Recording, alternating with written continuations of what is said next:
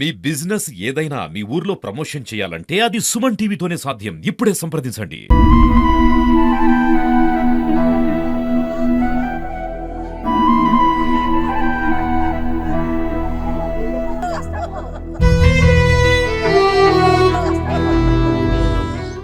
నమస్తే, welcome to Suman TV. Nizamabad జిల్లాలో దారుణం చోటు చేసుకుంది. నిజామాబాద్ జిల్లాలోని ఏదైతే కంజర విలేజ్కి అయితే వచ్చినాం. సో కంజర విలేజ్లో ఏమైందని చెప్పేసి చాలామంది అనుకుంటా ఉన్నారు. సో ఇదే గ్రామానికి చెందిన ఒక సత్యనారాయణ అనే క్యాండిడేట్ మాజీ సర్పంచ్గా ఉండే, సో మాజీ సర్పంచ్ కూతురిని ఇదే గ్రామానికి చెందిన నరహరి కొడుకుకిచ్చి వివాహం చేసిండు అనేది మనందరికీ తెలిసిన విషయమే. సో ఇందులో భాగంగానే కొంతకాలంగా సత్యనారాయణ కూతురుతోని వివాహం ఆడిన తర్వాత ఏదైతే సదరు గోవర్ధన్ అనే క్యాండిడేట్ చాలా వరకు హింసిస్తున్నాడు, చాలా బాధ పెడుతున్నాడు, చాలా టార్చర్ చేస్తున్నాడు అని చెప్పేసి గత కొంతకాలంగా ఒక స్టోరీ అయితే నడుస్తుంది. సో ఈ మధ్య కాలంలో వర్ష కూడా ఆత్మహత్య చేసుకొని చనిపోయింది అనేది మనకు తెలిసింది. సో ఈ ఆత్మహత్య చేసుకొని చనిపోయిన తర్వాత ఏదైతే గోవర్ధన్ చేయడం వల్లే, ఈ గోవర్ధన్ టార్చర్ చేయడం వల్లే వర్ష చనిపోయింది అని చెప్పేసి ఒక ప్రాథమిక నిర్ధారణతోని ఏదైతే సత్యనారాయణ వర్ష వాళ్ళ తండ్రి ఎవరైతే ఉన్నాడో ఒక కోపంతోనైతే రగిలిపోయిండు అనేది క్లియర్గా తెలుస్తూ ఉంది. సో ఎవరైతే సదరు తన అల్లుడిని చంపుదామని చెప్పేసి ట్రై చేసిరు, కాకపోతే అదే టైంలో గోవర్ధన్ అయితే మిస్ అయ్యిండు. గోవర్ధన్ వాళ్ళ తండ్రి ఎవరైతే ఉన్నాడో నరహరి పూర్తిగా ఆయనకి దొరికిపోయిండు. సో ఇది సత్యనారాయణకి సంబంధించిన ఇల్లు. ఇది ఇక్కడ చూస్తే చాలా వరకు కూడా పోలీసు సిబ్బందితోనైతే పూర్తిగా సెక్యూరిటీ అయితే ఇవ్వడం జరిగింది. ఎలాంటి అవాంఛనీయ సంఘటనలు జరగకుండా ఉండేందుకైతే స్పెషల్ పార్టీ పోలీసులు కావచ్చు, ఏదైతే మోపాల్కి సంబంధించిన పోలీస్ అధికారులు అయితే ఇక్కడ పర్యవేక్షిస్తున్నారు. సో ఇక్కడ ఎలాంటి ఉద్రిక్త వాతావరణం చోటు కాకుండా ఉండేందుకైతే ఇక్కడ చర్యలు తీసుకుంటున్నట్టు తెలుస్తుంది. సో సత్యనారాయణ ఇంటికి సంబంధించి మనం మాట్లాడుకుంటే, ఈ సత్యనారాయణ ఇల్లు ఏదైతే ఉందో దీనికి పక్కనే నరహరి అంటే వాళ్ళ వియ్యంకుడు, సత్యనారాయణ వాళ్ళ వియ్యంకుడు ఇల్లు అయితే ఇక్కడ పక్కనే ఉన్నది. సో గోడ దాటితే, గోడ దుంకితే వాళ్ళ ఇల్లే కనబడుతుంది. సో ఇట్లాంటి ఇన్సిడెంట్ అనేది నిజామాబాద్ జిల్లాలో జరగడం అనేది చాలా వరకు చాలామంది భయపడతా ఉన్నారు. రాత్రి అర్ధరాత్రి ఏదైతే మనకి ఇది ఇన్సిడెంట్ వచ్చేసి గురువారం అర్ధరాత్రి 11 నుంచి ఏదైతే 2 గంటల సమయంలో ఇన్సిడెంట్ అయితే జరిగిందనేది మనకు తెలుస్తూ ఉంది. సో సత్యనారాయణ ఈ కోపంనంతా మనసులో పెట్టుకొని నా కూతుర్ని చంపేసిరు అని చెప్పేసి అన్న తర్వాతనే ఏదైతే నరహరిని కావచ్చు, గోవర్ధన్ని చంపాలని చెప్పేసి ట్రై చేసిర్రు. ఏదైతే తాగిన మైకంలో ఇరు వర్గాలైతే కొట్టుకొని దాడులైతే చేసుకున్నారు. ఫైనల్‌గా నరహరిని కారం పొడి చల్లి మరి కత్తులతో నరికి చంపిర్రు అనేది మనకు క్లియర్ పోలీస్ ఇన్వెస్టిగేషన్‌లో అయితే తేలింది. ఏదైతే సత్యనారాయణ గురించి మనం మాట్లాడుకుంటే, వీళ్ళ ఫ్యామిలీ మెంబర్స్ నరహరిని చంపాడు. నరహరిని చంపిన తర్వాత గోవర్ధన్ మిస్ అయ్యిండు. గోవర్ధన్ మిస్ అయిన తర్వాత ఏదైతే ఈ క్యాండిడేట్స్ ఎవరైతే ఉన్నారో సత్యనారాయణకి సంబంధించిన ఫ్యామిలీ మెంబర్స్, సత్యనారాయణ వాళ్ళ కూతుర్లు, అదేవిధంగా వాళ్ళ భార్య అండ్ వాళ్ళ ఇంటికి వచ్చిన కొంతమంది బంధువులతోని ఈ ఇన్సిడెంట్ అయితే చేసిర్రు. ఈ మర్డర్ ప్లాన్ చేసిర్రు. ఫైనల్‌గా అతన్ని హతమార్చిర్రు అనేది క్లియర్‌గా తెలుస్తూ ఉంది. సో ఏదేమైనప్పటికీ లోపలికి వెళ్దాం. ఇంకొకటి ఏంటంటే, వీళ్ళింటి పక్కనే వాళ్ళ వియ్యంకుడు ఎవరైతే ఉన్నాడో గోవర్ధన్, అంటే గోవర్ధన్ వాళ్ళ మామనే వాళ్ళ నాన్ననైతే చంపేసిండు. సో గోవర్ధన్ కూడా పూర్తిగా చాలా వరకు ఆగ్రహంగా ఉన్నారు. బయటకు వస్తే ఖచ్చితంగా లేపేస్తామనే వార్తలు అయితే మనకి వినిపిస్తూ ఉన్నాయి. ఇలాంటి మాటలే మనకి ఈ గ్రామంలో అయితే మనం ఎవరిని అడిగినా కూడా వాళ్ళు అదే చెప్తా ఉన్నారు. సో ఈ ఒక్క డెత్తోని, ఏదైతే ఒక్క మరణంతోనైతే ఇది కాదు, ఇంకా దాదాపు 4-5 శవాలు లేచేటట్టున్నాయి కంచర విలేజ్లో అని చెప్పేసి మనకు ప్రాథమికంగా తెలుస్తుంది. అసలు గోవర్ధన్ ఏంది, గోవర్ధన్ విషయం ఏముంది, గోవర్ధన్తో మాట్లాడదాం, వాళ్ళ ఫ్యామిలీ మెంబర్స్తో మాట్లాడదాం. అసలు వర్ష ఎందుకు చనిపోవాల్సి వచ్చింది, వర్ష చనిపోవడం వల్ల ఇలా ఇంత పెద్ద ఇన్సిడెంట్ కావడానికైతే చోటుగా నిలిచిందనేది మనకు గ్రామస్తుల ఆరోపణ. సో వెళ్దాం, వాళ్ళతో కూడా మాట్లాడదాం. ఇది మొత్తం కూడా ఖాళీ అయిపోయింది. ఇదంతా కూడా పోలీస్ అధికారులు దాదాపు 8 మందిని రిమాండ్ చేసిరు అనేది మనకు తెలుస్తూ ఉంది. సో గోవర్ధన్ వాళ్ళ ఇంటికి వెళ్దాం. ఏదైతే నిన్న మర్డర్ చేసిన ప్లేస్ని కూడా సుమన్ టీవీ ఎక్స్క్లూజివ్గా చూపించే ప్రయత్నం చేస్తుంది. సో ఇక్కడ మనం గోవర్ధన్ వాళ్ళ ఇంటికి వచ్చినాం. నరహరి ఎవరైతే హత్యకు గురయ్యాడో వాళ్ళ ఇంటికైతే వచ్చినాము. సో మనం ఆల్రెడీ మాట్లాడుకున్నాం, వాళ్ళకి వీళ్ళకి అసలు చాలా దగ్గర డెస్టినేషన్, ఇట్లా కూతవేటి దూరంలో అని చెప్పేసి మనం చెప్తా ఉంటాము.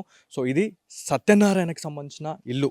అతను ఒక మాజీ సర్పంచ్ అయ్యుండి ఏదైతే వాళ్ళ కూతురు చనిపోయింది అనే నెపంతోని అదంతా కక్షపూరితంగా లోపల పెట్టుకొని ఎట్లయితే గోవర్ధన్ని హతమార్చాలి అని చెప్పేసి చెప్పిన తర్వాతనే ఆ ఇల్లుకి ఈ ఇల్లుకి చాలా దగ్గర డిస్టెన్స్. చూడండి ఒక్కసారి ప్యాన్లో చూడండి, ప్యానింగ్ చేయొచ్చు. ఆ ఇల్లు అది, సత్యనారాయణ వాళ్ళ ఇల్లు అది, ఇది గోవర్ధన్ వాళ్ళ ఇల్లు ఇది. సో వాళ్ళకి వీళ్ళకు ఒక 10 అడుగుల డిస్టెన్సే. సో ఎవరైతే గోవర్ధన్ చాలా రోజులుగా వర్షని చాలా వరకు మానసికంగా చాలా ఇబ్బంది పెడుతున్నాడు, టార్చర్ చేస్తున్నాడు అని చెప్పేసి తెలిసిన తర్వాత చాలా వరకు పంచాయతీలు జరిగినాయి, చాలా వరకు ఎన్నో జరిగినాయి. కాకపోతే ఫైనలీ వర్ష చనిపోయింది. వర్ష చనిపోయిన తర్వాతనే ఇదంతా స్టార్ట్ అయింది. ఇదంతా ఈ యుద్ధ వాతావరణం అనేది స్టార్ట్ అయింది. ఈ గొడవలకు తావిచ్చింది అని చెప్పేసి మనకు తెలుస్తూ ఉంది. సో ఎవరైతే నరహరికి సంబంధించిన ఇల్లు ఇది. సో నరహరిని ఆ రోజు పక్కా రెక్కీ చేసి ప్లాన్ ప్రకారం, ఒక పథనం ప్రకారమే ఈ హత్య చేసిరు అనేది మనకు క్లియర్గా తెలుస్తూ ఉంది. ఆ రోజు గురువారం రోజు ఇరు వర్గాలు చాలా వరకు కూడా ఏదో పండుగ చేసుకున్నారంట. పండుగ చేసుకున్న తర్వాత చాలా వరకు మన తెలంగాణ కల్చర్లో తాగడము, ఇట్లాంటి తినడం అనేది చాలా కామన్. సో ఆ రోజు గురువారం రోజు పక్కా నరహరి వచ్చే టైంకి ఇక్కడ ఇది యాక్చువల్లీ డెత్ స్పాట్లో, మనం యాక్చువల్లీ ఇక్కడ ఉన్నది డెత్ స్పాట్. ఇక్కడ మొత్తం ఇదంతా రక్తం అడిగి ఇదంతా మట్టేసేసి పెట్టేసిర్రు, మొత్తం బ్లడ్ కనబడకుండా ఉండేందుకు. ఆ నరహరిని ఇక్కడనే చంపేసిండు అనేది మనకు ఫైనల్గా ఇక్కడ మనకి జడ్జిమెంట్ అయితే మనకి పోలీస్ అధికారులు అయితే ఇవ్వడం జరిగింది. నరహరి ఒక వెహికల్ తీసుకొని వచ్చిండు. యాక్చువల్లీ ఆయన బయటకు వెళ్ళి నైట్ టైంలో వచ్చే టైంకి ఇక్కడ ఆ వెహికల్ ఆ డైరెక్షన్ నుంచి అతను నరహరి వచ్చిండు. ఇక్కడ దాదాపు ఒక 2 నుంచి 3 మహిళలు ఆయన కోసం దాక్కొని కాపేసిరు అనేది తెలుస్తూ ఉంది. ఇక్కడ దాదాపు ఒక 3 మహిళలు ఉన్నారు. అదేవిధంగా బ్యాక్ సైడ్ చూస్తే ఇక్కడ ఒక వాటర్ ట్యాంక్ ఉంది. వాటర్ ట్యాంక్ దగ్గర కూడా ఒక 2 కాపు కాసిర్రు, దాక్కొని ఉన్నారు అనేది మనకు తెలిసింది. ఎవరైతే సదరు గోవర్ధన్ వాళ్ళ తండ్రి ఎవరైతే ఉన్నాడో, ఏదైతే సత్యనారాయణ వాళ్ళ వియ్యంకుడిని చంపేందుకైతే సత్యనారాయణ అయితే ఫైనల్గా చేశాడు, హత్య అయితే చేసిండు అనేది క్లియర్గా తెలుస్తూ ఉంది. సో ఆయన బండి దిగేసరికి కళ్ళలో కారం కొట్టేసి చాలా దారుణంగా కత్తులతో నరికి చంపేసిరు అనేది క్లియర్గా తెలుస్తూ ఉంది. ఇది యాక్చువల్లీ డెత్ స్పాట్. వాళ్ళు ఎవరైతే ఆడవాళ్ళు ఎవరైతే ఉన్నారో సత్యనారాయణ వాళ్ళ ఫ్యామిలీ మెంబర్స్ కారం పొడి తీసుకొని, మనము చాలా సినిమాలలో మనం వింటుంటాము కారం పొడి చల్లి చంపడం, అట్లాంటి ఇన్సిడెంటే ఒక రాయలసీమ ఫ్యాక్షనిస్ట్లకు సంబంధించిన ఒక సినిమా సీన్ అయితే ఇక్కడ నిజామాబాద్ జిల్లాలో సత్యనారాయణ ఫ్యామిలీ అయితే క్రియేట్ చేసింది అనేది క్లియర్గా తెలుస్తుంది. కంజర గ్రామంలో చాలామంది భయభ్రాంతులకైతే లోనవుతూ ఉన్నారు. ఈ హత్య ఒకటే ఇవాళ ఫైనల్ కాదు. దాదాపు సత్యనారాయణ ఇంట్లో దాదాపు 2 నుంచి 3 పోతారా, లేకపోతే గోవర్ధన్ ఇంట్లోనే రిమాండ్ నుంచి వచ్చిన సత్యనారాయణ ఫ్యామిలీ వాళ్ళు మళ్ళీ వీళ్ళని ఎవరైనా చంపుతారా అనేది చాలామంది అనుకుంటా ఉన్నారు.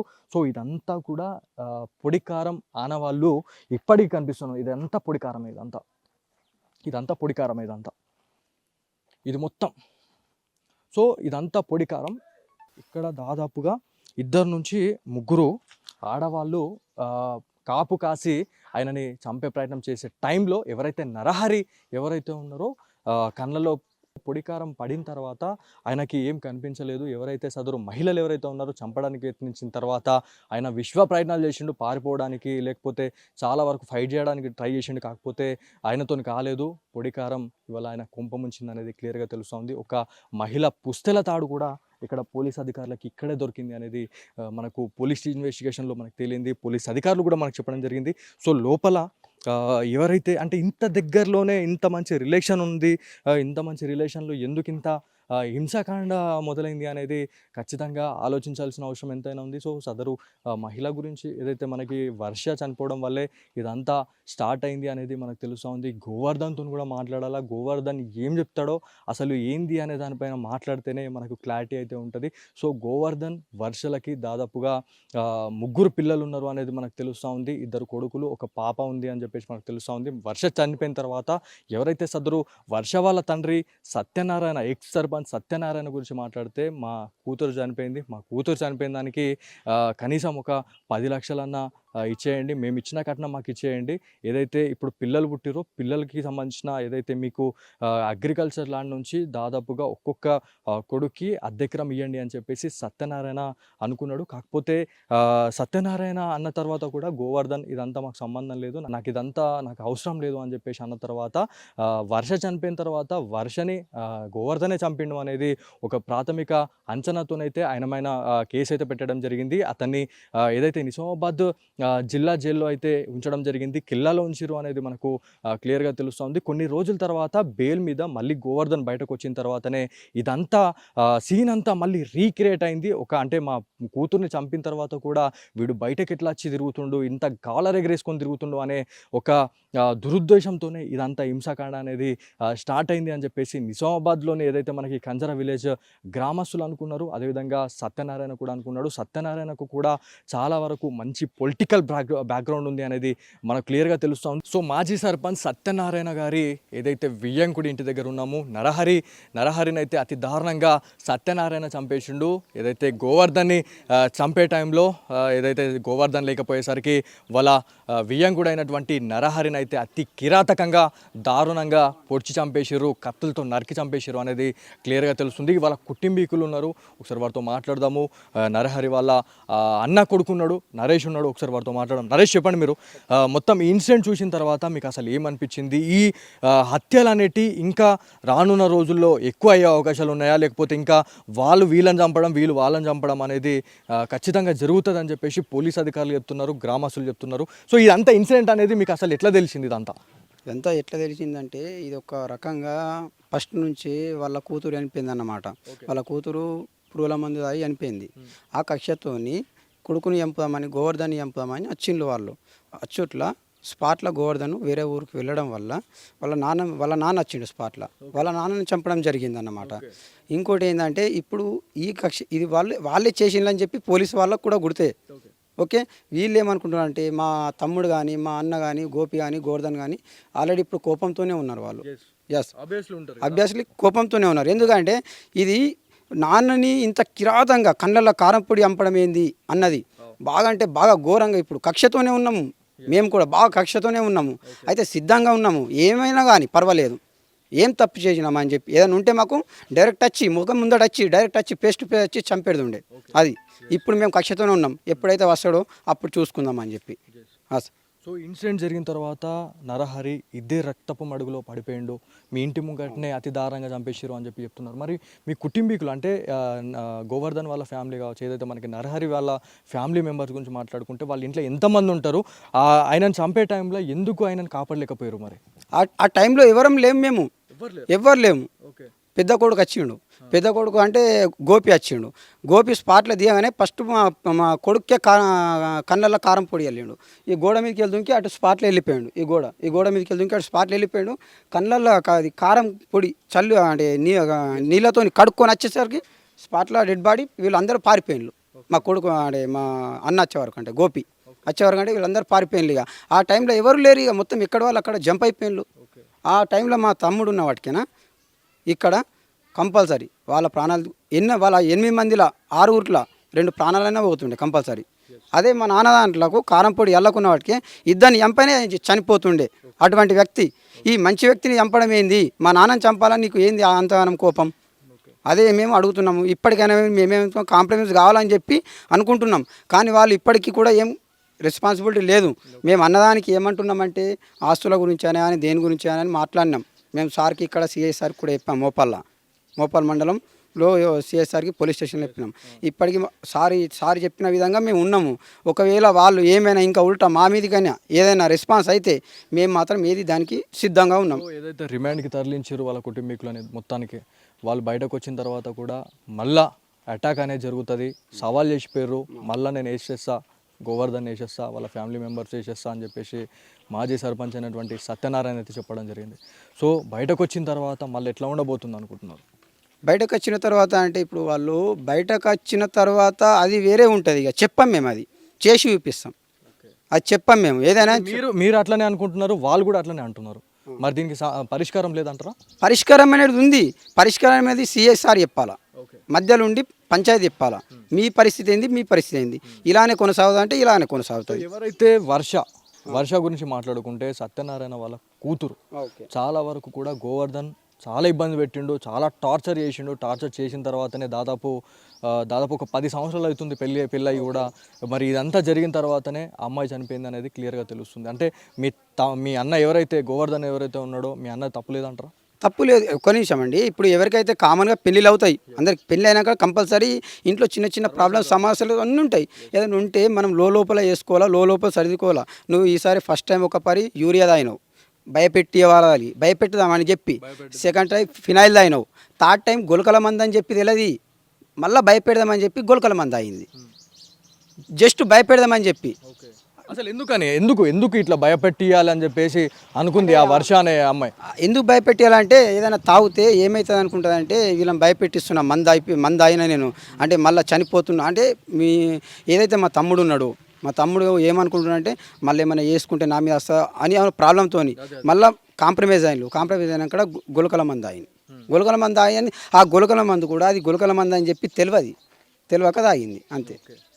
సో ఫైనల్గా ఇది యాక్చువల్లీ మొన్న జరిగిన ఇన్సిడెంట్.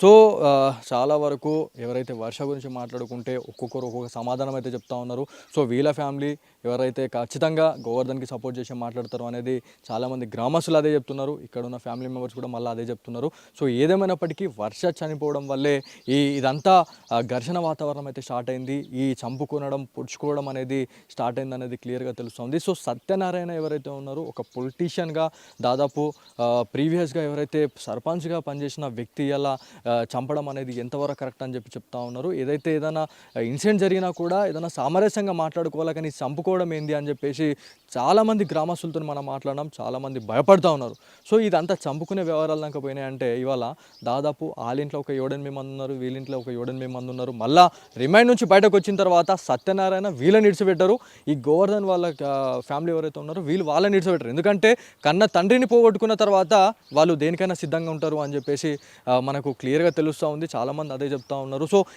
ఈ హత్యలకు అసలు పులి స్టాప్ పడేది ఎక్కడ అని చాలామంది చెప్తున్నారు.